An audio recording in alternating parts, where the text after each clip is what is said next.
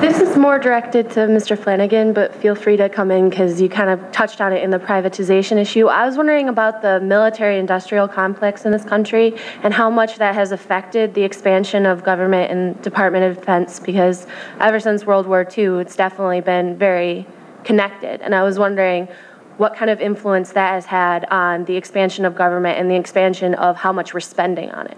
Sure. Well, and Eisenhower obviously recognized that a long time ago, and it's sort of continued. But there are other experts here who would be better capable of answering that question, specifically on the military-industrial complex. I'm very modest about my knowledge on the subject, but I will say that I think the fact that we spend 2/3 of our federal budget on national security, including the military apparatus, says something. That's public knowledge. The dollar figures I gave you all earlier were directly out of the OMB mid-year midterm report. And so that's all public knowledge, and people seem to put up with it. But you're right, there is something to that. And you have more of the basic knowledge probably to talk about that. Well, I think that there's always something to that when there's something as big as the military. And however you define it, whether it's the uniformed military or everybody who supports them, as big a part of the budget, as big a part of the country's public policy as military national security is. What Eisenhower was warning about is that it might get too powerful,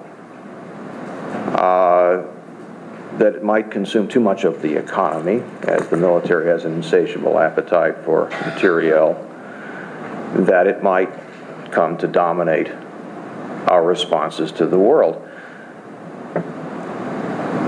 Arguably, in the aftermath of 9/11, our response to the world was perhaps too military. Lou Fisher and others who know the law would be better able to talk to this, but it seems to me there's a problem with calling the war on terrorism a war. Even a bigger problem with calling it a war on terror, because terror is a human condition. If we really want to wage war on terror, we should shut down all the roller coasters. But you're not going to get rid of terror. It's like a war on itching. But a war on terrorism, yeah, we could do that. But if you call a war on a condition a war, and you take the term war seriously, okay, war on poverty, fine. War on ignorance, okay. War on terrorism means military action around the globe, at least potentially. That is a never-ending war. It logically can't end because the possibility of terrorism can never be completely ruled out. It's kind of like smallpox. Even if nobody has it, it won't go away.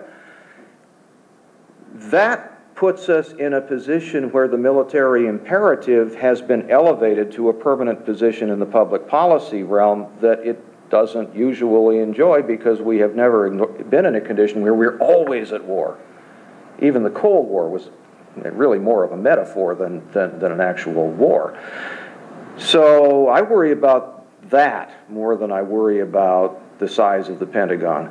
Although, yeah, and in that sense, I think Donald Rumsfeld was doing the Lord's work when he started out. I think he was doing the right thing, trying to downsize the military and make it more agile and better able to deal with the problems of the 21st century rather than the Soviet Union. The way he went about it wasn't particularly diplomatic, and it certainly got interrupted by actual wars.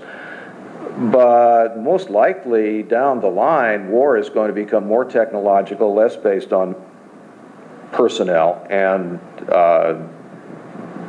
it may consume as large a part of the budget, but it won't consume as large a part of the society as it has. Well, would you please join me in thanking our distinguished panelists?